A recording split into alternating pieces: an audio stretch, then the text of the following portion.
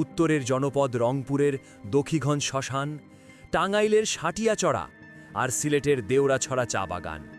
সেদিন যেন সারা দেশে গণহত্যার নীল নকশা বাস্তবায়ন করে পাকিস্তানিরা।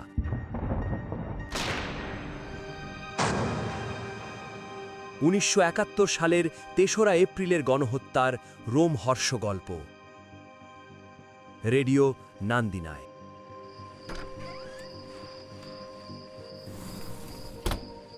দাদু, ও দাদু, রংপুরে নাকি আগেই যুদ্ধ শুরু হয়েছিল?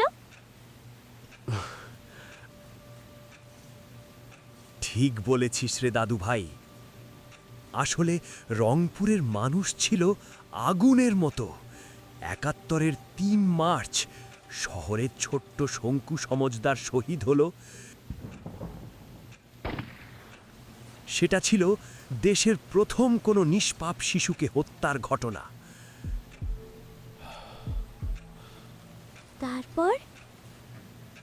তারপর ২৪ মার্চ রংপুরের নিজবেদগঞ্জে শাহেদ আলী নামের এক কসাই, মানে যারা মাংস বিক্রি করে, সুযোগ পেয়ে পাঞ্জাবি লেফটেন্যান্ট আব্বাসী সহ ৩ জনকে কুপিয়ে মারে। প্রতিশোধ নেয় শঙ্কু হত্যার, আর পাকিস্তানিদের জানিয়ে দেয় বাঙালিরা রুখে দাঁড়াতে শুরু করেছে।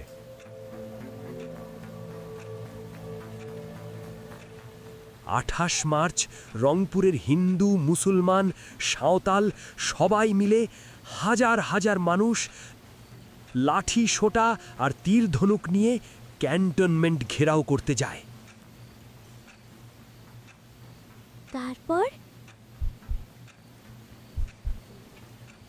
রংপুরের এসব ঘটনায় খুব রাগ হয় শয়তান পাকিস্তানিরা।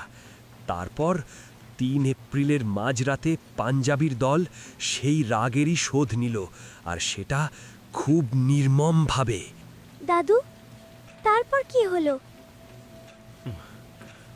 ২৫শে মার্চের মতোই রংপুরে হঠাৎ শুরু হয় অপারেশন। পাকিস্তানিরা শহর থেকে বেছে বেছে ১১ জন মানুষকে ধরল। সেই রাতে যাদের ধরা হয় তাদের মধ্যে ছিলেন রংপুরের সবার শ্রদ্ধেয় অ্যাডভোকেট ইয়াকুব মাহফুজ আলী। রংপুরের সবার কাছে তিনি ছিলেন জররেজ ভাই। এই মানুষটা ২৩শে মার্চ নবাবগঞ্জ বাজারে প্রথম স্বাধীন বাংলাদেশের পতাকা উড়িয়েছিলেন।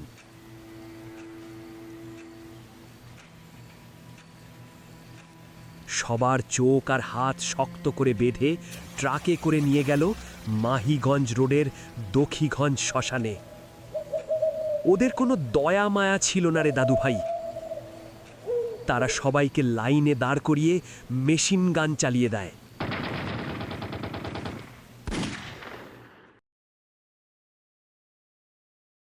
আহা, নিমিষেই ১১ জন তরতাজা মানুষ একটা লাশের স্তূপ হয়ে যায়। লাল রক্ত, লাশ আর লাশ। ইস, সে কি যন্ত্রণা!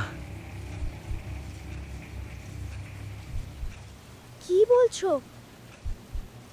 সবাই মারা গেল? সেদিন সেই লাশের স্তূপের নিচে চাপা পড়েন তাজহাটের একজন ডাক্তার, দীনেশ চন্দ্র ভৌমিক। সবাই তাকে মন্টু ডাক্তার নামে চিনত। তার পায়ে গুলি লেগেছিল, বাকি সব লাশ পড়েছিল ওনার গায়ের ওপর। তখন পাঞ্জাবিরা ভাবছিল উনিও মারা গেছেন। পাকিস্তানি সৈন্য আর সাথে থাকা আলবদররা চলে যাওয়ার পর রক্তমাখা শরীরে মন্টু ডাক্তার অলৌকিকভাবে সেই লাশের স্তূপ থেকে বেরিয়ে আসেন।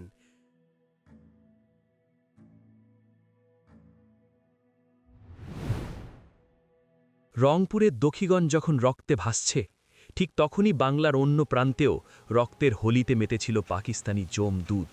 টাঙ্গাইল থেকে মৌলভীবাজার সারা দেশই হয়ে উঠেছিল বধ্যভূণ।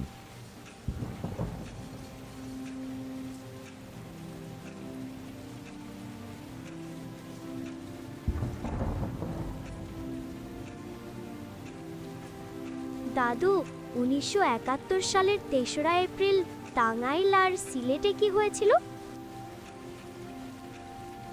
টাঙ্গাইলে ঢোকার মুখে গোড়ান আর সাটিয়াচড়ায় আমাদের ইপিআর আর ছাত্ররা দেওয়াল হয়ে দাঁড়িয়েছিল, কিন্তু পাঞ্জাবিরা হেলিকপ্টার আর 120 ভারী কামান নিয়ে ঝাঁপিয়ে পড়ে।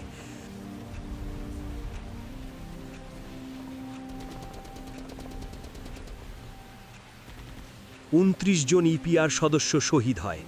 গ্রাম দুটো জ্বালিয়ে পুড়িয়ে দেয় ওরা।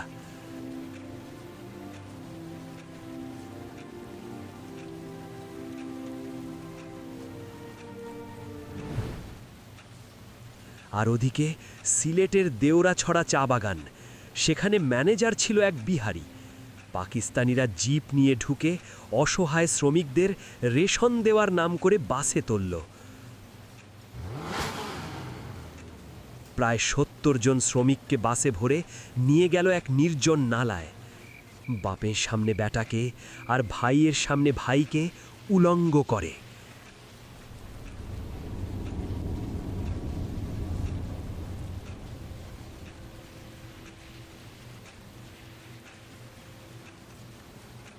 তারপর একসাথে দাঁড় করিয়ে হাত বেঁধে গুলি করে।